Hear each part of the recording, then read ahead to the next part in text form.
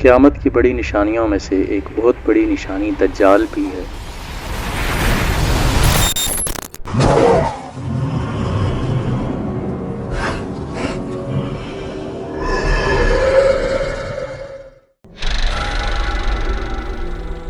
جس طرح سب سے بڑا فتنہ دجال ہمارے لیے پراسرار ہے، اسی طرح اس کے ماں باپ بھی عجیب و غریب ہیں۔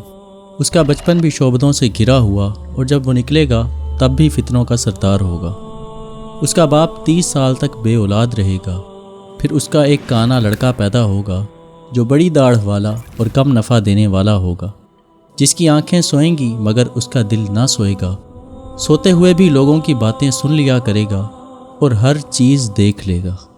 اس کا باپ لمبے قد والا دبلا پتلا ہوگا، اس کی ناک چونچ کی طرح ہوگی، جبکہ اس کی ماں موٹی اور لمبے ہاتھ والی ہو۔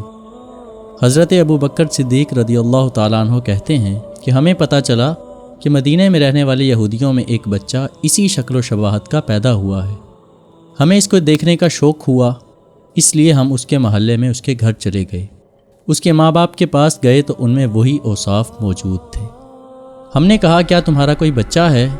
تو وہ دونوں بولے ہم 30 سال تک بے اولاد رہے، پھر ہمارا ایک کانا بڑی داڑھ والا بچہ پیدا ہوا جو نیند میں سوتے ہوئے بھی سب کچھ سن لیتا ہے، اور جو کوئی آئے اسے دیکھ لیتا ہے، پھر خراٹے بھی لیتا ہے۔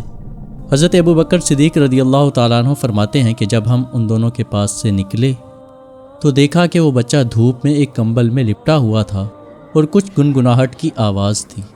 اس نے اپنا سر کھولا اور بولا کہ تم نے کیا کہا؟ ہم نے پوچھا کہ کیا تم نے ہماری بات سن لی؟ بولا ہاں، میری آنکھیں سوتی ہیں پر میرا دل نہیں سوتا۔ یہ بچہ اسی طرح عجیب و غریب باتیں کرتا اور شعبدے دکھاتا تھا۔